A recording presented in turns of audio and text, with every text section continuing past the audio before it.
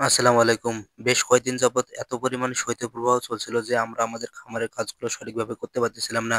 কেননা রোদের দেখা কোনোভাবেই মিলতেছিল না।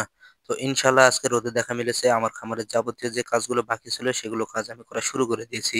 প্রথমত যে কাজটি করতেছি সেটা হচ্ছে যে আমার গোয়ালগুলো আমি ভালোভাবে পরিষ্কার করতেছি। আমার যে শীটগুলো আছে শীটগুলো ভালোভাবে পরিষ্কার করে নিচ্ছি এবং শীটের যে দেওয়ালগুলো আছে এই দেওয়ালগুলোতে মানে গোবরের লেপ্টে ছিল, মানে গোবর জমেছিল সেই গোবরগুলোকে আমি পরিষ্কার করে নিচ্ছিলাম। আ কেননা যেহেতু শীতকালে শীতের এই সিজনে রোদের দেখা ওইভাবে মিলতেছিল না, যার ফলে আমি এই কাজগুলো করতে পারছিলাম না।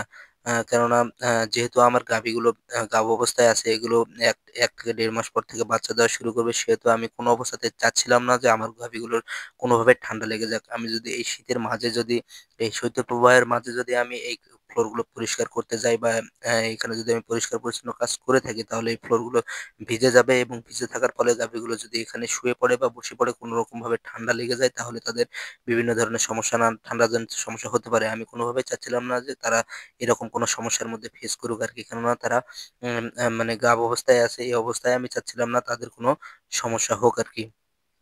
তো যেহেতু রোদের দেখা পেয়েছি সেহেতু আমার কাজ চলমান। আমি আমার শেডগুলোকে ভালোভাবে পরিষ্কার করে নিচ্ছিলাম। তো এই যে গাভীটাকে দেখতে পাচ্ছেন, এর কাছে আসলেই মনে করেন যে এর একটু মানে আদর করে যেতে হবে আরকি। মানে এর গলা বা এর মাথা এগুলো একটু চুলকায় দিতে হবে। তাতে করে একটু মানে ভালোবাসি এটা আরকি। তো আমি সেটাই করে দিচ্ছিলাম। আ তো যেহেতু আমি গাভীগুলোকে এভাবে গোসল দেইনি, ৩ থেকে ৪ দিন থেকে গোসল দেওয়া হয়নি শীতের কারণে, সেহেতু আমি আমার যে খামারে যে গাভীগুলো আছে সেগুলোকে আমি মানে গোসল দিয়ে দিচ্ছিলাম আরকি। সরি, গাভীগুলো না, যে বকনাগুলোকে গোসল দিয়ে দিচ্ছিলাম। কেননা গাভীগুলোকে আমি গোসল দেইনি। কেননা আমার কাজকর্ম শেষ করতে প্রায় ১টা থেকে ১:৩০ বেজে গেছে। হ্যাঁ, আপনার শেডগুলো পরিষ্কার করতে প্রায় ২টা পার হয়ে গেছে।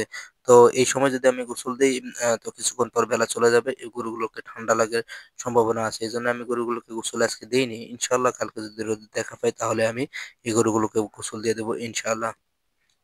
তো খামারে আমাদের বিভিন্ন কাজকর্ম থাকে, সেহেতু আমরা টাইমলি সেই কাজগুলো করে থাকি। কিন্তু এইরকম মানে শীতের কারণে বা কোনো একটা কারণে এরকম সমস্যাগুলো ঘটে যায়, যার ফলে আমরা আমাদের কাজগুলো সঠিক সময়ে করতে পারি না।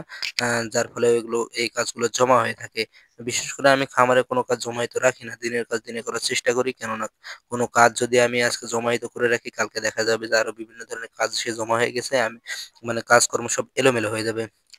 তো আমার খামারে মানে আমি যখন প্রবেশ করি, প্রবেশ করার পর থেকে আমার কাজ শুরু হয়ে যায় আরকি, হ্যাঁ? এই কাজটা চলমান থাকে প্রায় রাত অবধি। অ্যা আমি এর আগের ভিডিওতে আপনাদের বলেছিলাম যে রাত ১২ঃ০০ র দিকে গিয়ে আমাকে এই গোয়ালের যাবতীয় যা গোবরগুলো জমা হয়ে থাকে সেগুলো পরিষ্কার করা লাগে। গরমের সময় তেমনভাবে ওইভাবে পরিষ্কার করা লাগে না। কেননা যেহেতু এখন শীতের সিজন, শীতের সময় যেহেতু গোবর জমা হয়ে থাকলে বা পচা পায়খানা করে থাকলে এগুলো যদি গায়ের সঙ্গে লেগে যায়, তাহলে এদের ঠান্ডা লাগার সম্ভাবনা আরো বেশি থাকে। এজন্যই আসলে আরকি শীতের সময়টা আমাদের খামারিদের একটু সচেতন থাকতে হয় এবং দিনরাত এখানে পরিশ্রম করে যেতে হয়।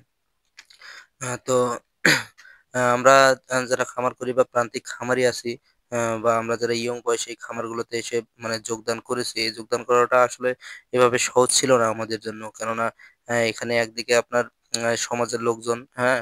এমনভাবে আপনাদের সঙ্গে লেগে যাবে, মনে হবে যে মানে আমি সর্বনিম্ন কাজ করতেছি এখানে। মানে খামার সেক্টর, গরু পালন, ছাগল পালন এগুলোকে তারা এমন চোখে দেখে মনে হয় যে পৃথিবীর সর্বনিম্ন কাজ, হ্যাঁ?